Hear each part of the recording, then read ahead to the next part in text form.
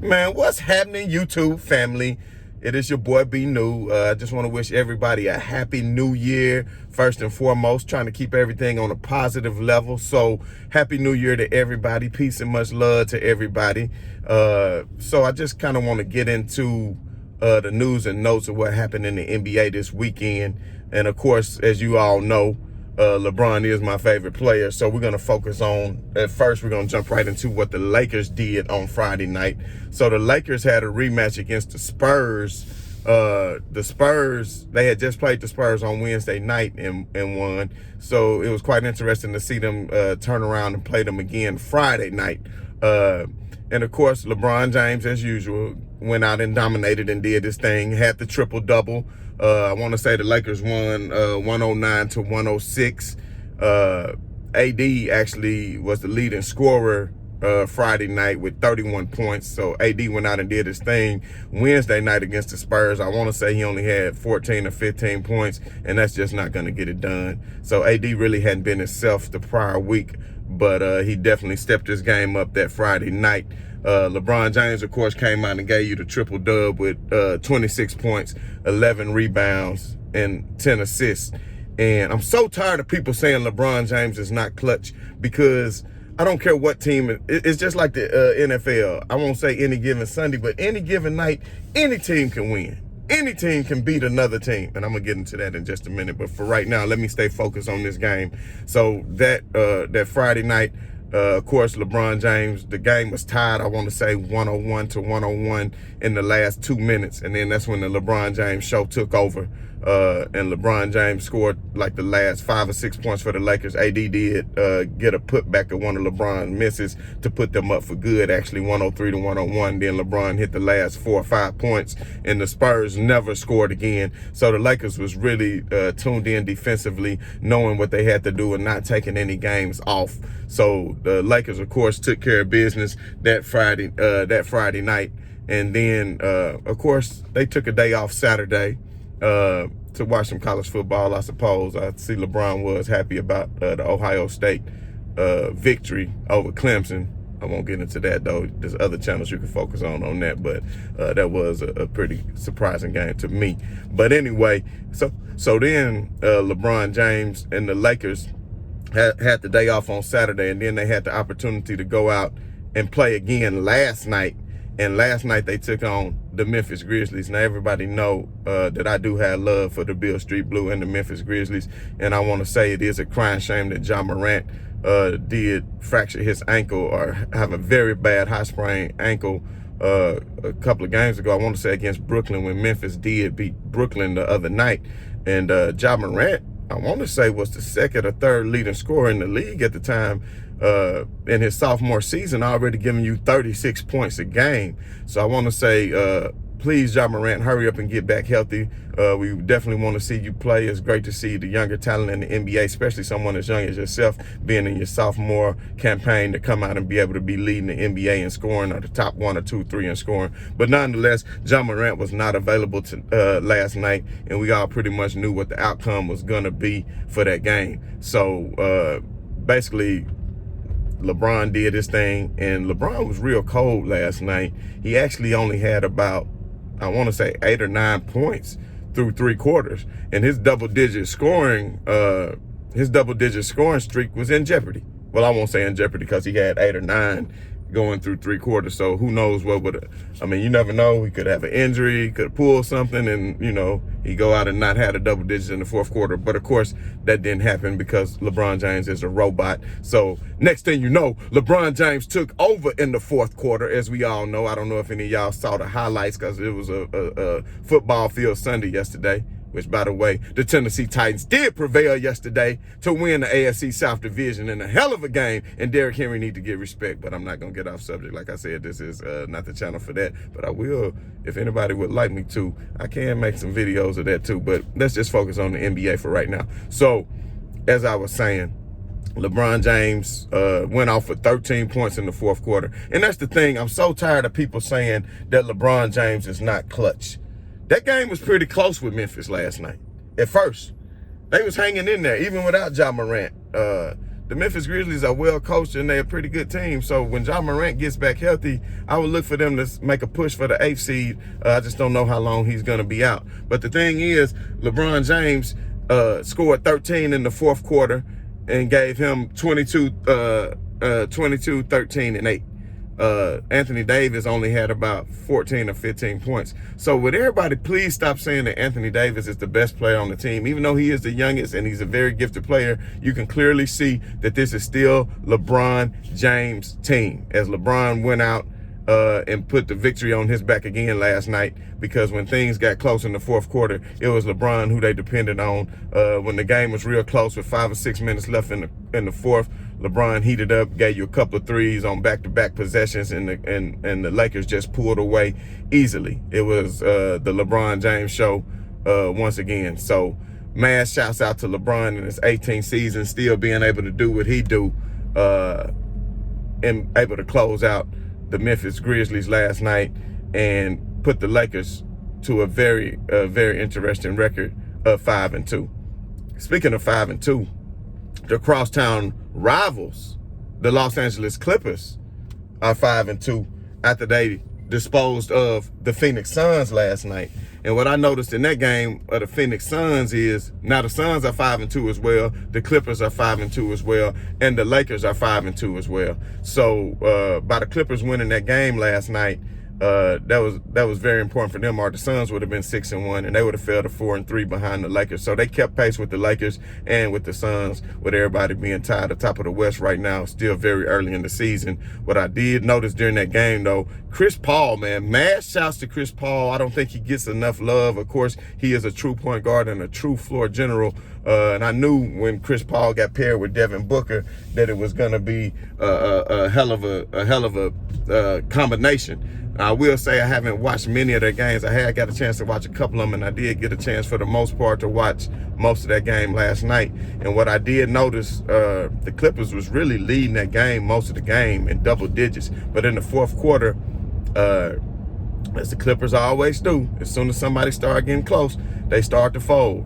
And it was real interesting because Paul George and Devin Booker got into a shouting match, and they had some really key things to say to each other that was very disrespectful. I won't get into all that because I'm not sure exactly what it was, but I know it was definitely some mouthing. So if you get a chance, go check a vlog out or something like that and check out what they had to say to each other, because that's going to be a very interesting rivalry as the season progresses. But what I did notice in that game, when it came down to crunch time, the Phoenix Suns actually cut it down to 2. They missed a very key free throw with like 2 minutes left that actually would have cut it to 1. And Kawhi Leonard went down there and missed like 2 or 3 shots in a row, got cold all of a sudden. That little sweet spot that he normally used to get to right there with 10 foot out with the little turnaround, patting it fade away, looking like MJ, was just not there for him last night. He was clanging everything off the back rim. It was actually Serge Ibaka who hit the 3, I want to say, in the corner that sealed the victory and put them up by 6 with under a minute left. But what I really wanted to point out in that game was, even though Devin Booker is a hell of a competitor, he's still too young, I think, to be taking that clutch shot.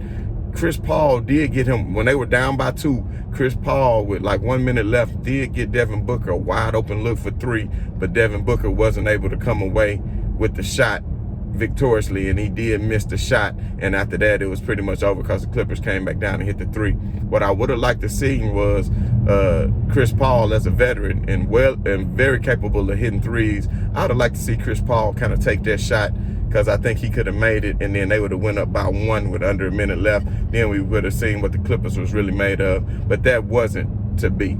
So anyway, that was a very interesting game. But moving right along to the game that interests me the most, as a matter of fact, news and notes for the weekend. So I just want to focus on last night. I'm going to go all the way back to Friday night, when the Brooklyn Nets had a chance to get their rematch against the Atlanta Hawks, who they had beat on Wednesday. So they had beat the Hawks on Wednesday, and then they turned back around and played the Hawks for the rematch on Friday. Well, the Hawks beat that ass. The Hawks won 114-96. And I mean, I tell you what, are you starting to worry about the Brooklyn Nets yet? I mean, they do look like still the team to beat in the East. I'm not one of those who just get these hot takes and all of a sudden say, well, they're not the team to beat, because you got to remember, even when LeBron joined D-Wade in Miami, it took a few games for them to gel. I want to say they started off the first 20 games, they was like 10-10. So don't be surprised that the Brooklyn Nets stumble out of the gate.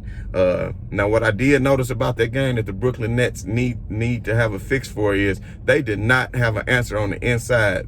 Pretty much, Clint Capella just had his way. Clint Capella had his way on in the inside of the paint against the Brooklyn Nets. And what's the boy name? Allen with the fro, and DeAndre Jordan. They better get together and eat some Wheaties. They better get together and eat some Wheaties or do something, because they have no strength inside that paint. Pretty much Clint Capella got what he wanted, and he just had some very pedestrian-like numbers. I want to say 12 and 11, but anytime you can put up a double-double, then that's pretty good. So he gave you 11 opportunities at more points by snagging down 11 rebounds, and he gave you the 12 points. And also he did very good defensively. And I wanted to say when Jared Allen and when Jared Allen and DeAndre Jordan went to the hole, Clint Capella had some very good defense on them, not allowing them to score in the paint. The Spencer Dinwiddie injury is really hurting the Brooklyn Nets. Not having Spencer Dinwiddie is really frustrating LeVert and some of the other players. But what I did notice in that loss is to start the fourth quarter, like I keep saying this, the Steve Nash, like the Lakers will stagger AD and LeBron. You know, they used to do that in Golden State, and they used to do that in Houston. They would stagger Chris Paul and Harden, you know. But what I noticed with the Nets is they keep playing KD and Kyrie together. Well, in this particular game, they decided to rest Kyrie in the fourth and let KD get his at the beginning. Didn't work out. So then they tried to stagger it a little bit with Kyrie without KD. It didn't work out. I'm not saying that they're not capable of winning on their own without them on the floor, but the offense didn't look as fluid without both of them on the floor. It was a lot of dribble, a lot of ISO ball with Kevin Durant and things of that nature, which he got a lot of shots up. And I mean, I want to say Kevin Durant, they both still scored like 30 points, but it still wasn't good enough as the Hawks came away with a 114-96 victory.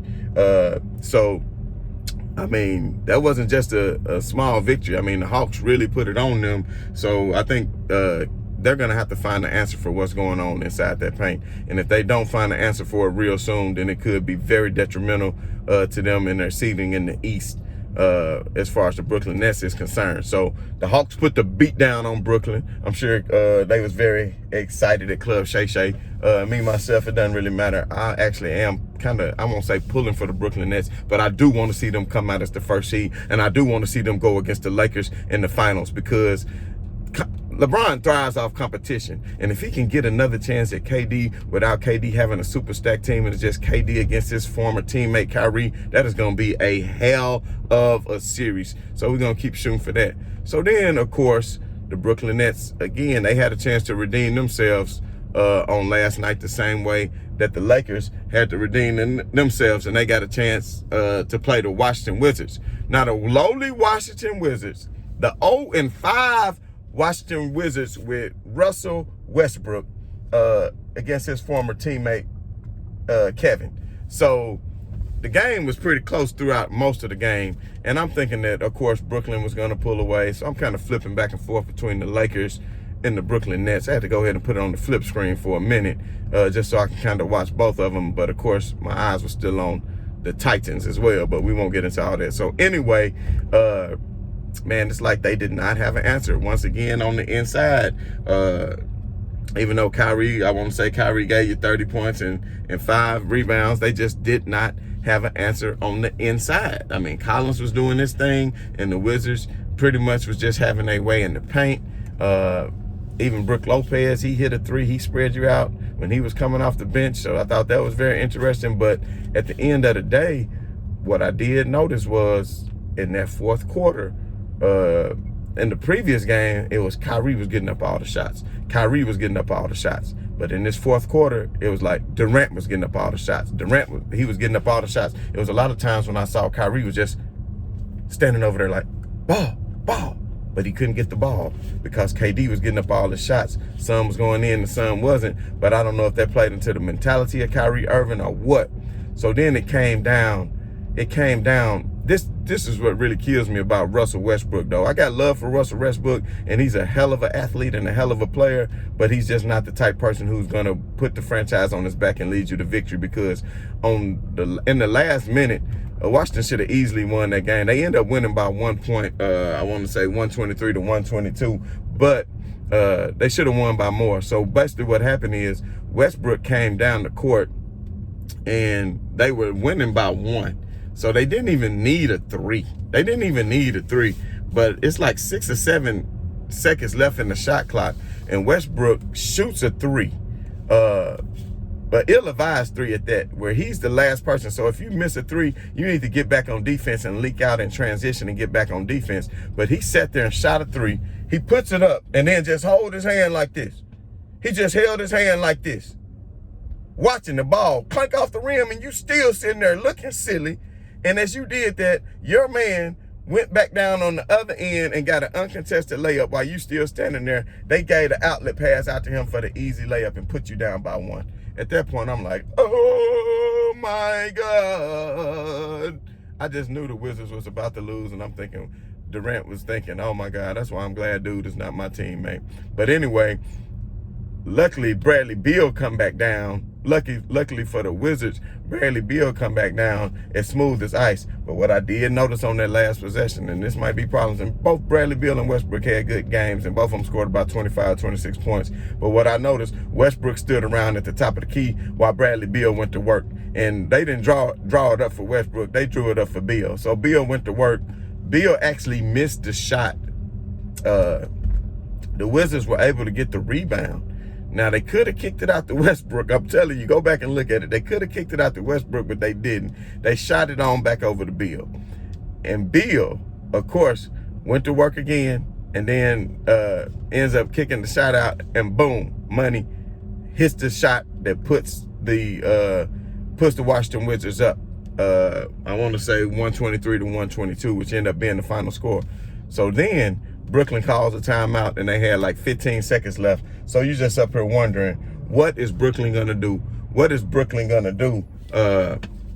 Who's going to get the last shot? Is it going to be Kevin Durant, or is it going to be Kyrie? So in my mind, I'm thinking, well, KD been getting all the work. He been getting all the shots up. He the silent assassin. But of course, Kyrie, he got hard. He got clutch. All the GMs, nobody picked LeBron. LeBron was clutch the past 2 games in crunch time, leading the Lakers to a victory. So now here it is, time for KD and Kyrie to be clutch. So they drew it up for Kyrie. And Kyrie shake and bake. He get the high screen on the top. He go around his man off the screen, has a pretty much open 3. Clank! He misses the 3. But lo and behold, who gets the rebound? None other than Kevin. Kevin gets the rebound, and he has an opportunity with 2 or 3 seconds left. So it's not like he really had to rush it. And he's right at his sweet spot from 10 or 11 feet away. So he shoots it, and what happens? Clank! He misses it too. So all you GMs and all you naysayers and everybody who's against LeBron and saying LeBron isn't clutch when he's had more clutch shots that he's made in the postseason and regular season than Kevin Durant and Kyrie and MJ for that matter, stop creating this false narrative of LeBron James. Because if LeBron would have missed that shot and that other little shot, you would have been giving him hell like you always do. So stop doing it. So now the Brooklyn Nets have lost 2 in a row over the weekend. So all these people who just all hyping the Brooklyn Nets, please just slow down and pump your brakes and give them a chance to gel together. I'm saying they still gonna be a great team, but just give them a chance. Just give them a chance. That's all I'm saying.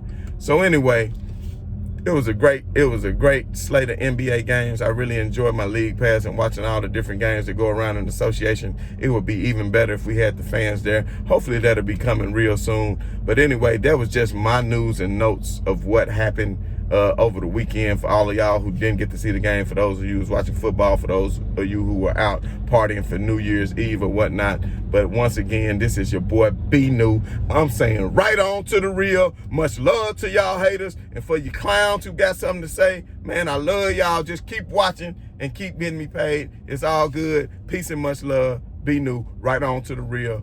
and much love to y'all haters. Peace.